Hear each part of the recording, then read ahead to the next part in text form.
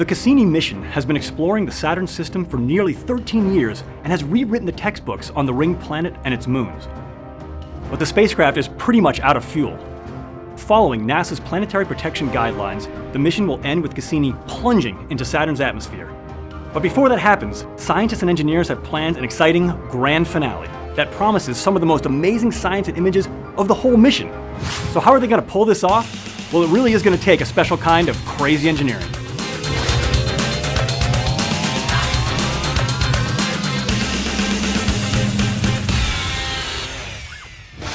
I am here with Morgan. She's a scientist on the Cassini project. The grand finale, it's going to be 22 orbits, about 6 months. What do we hope to accomplish in that amount of time? We hope to accomplish a lot of incredible science, things that we have never been able to do before with the Cassini mission.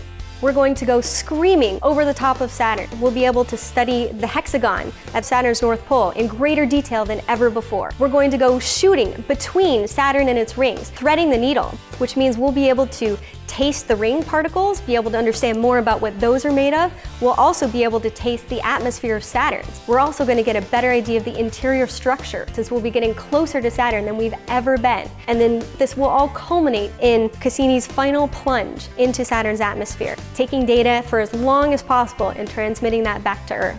To be able to do this engineering, to thread that needle between Saturn and its rings, is really challenging. That requires something called astrodynamics. Okay, so what is astrodynamics? It's a form of engineering, but when we think about engineering typically, we think about people who are using physics and technology to build stuff. Astrodynamicists are building flight paths that will take our spacecraft to where they need to go. Let's go talk to one of the engineers who's pivotal in the design of this flight path on the Cassini spacecraft. Okay, this is Brent. He's our astrodynamicist at JPL. Brent, what makes the grand finale particularly difficult and challenging? The grand finale is a series of 22 orbits where the periapsis, or the closest point of the orbit, is actually in this gap between the upper atmosphere of Saturn and the innermost part of the main rings. What we've done is we've designed this trajectory such that, utilizing one last Titan gravity assist, we can jump the entire ring system and place the spacecraft orbit inside this very, very small gap that's only 2,000 kilometers wide. This concept of gravity assist, I think a lot of people have heard of it, but maybe not completely understand it.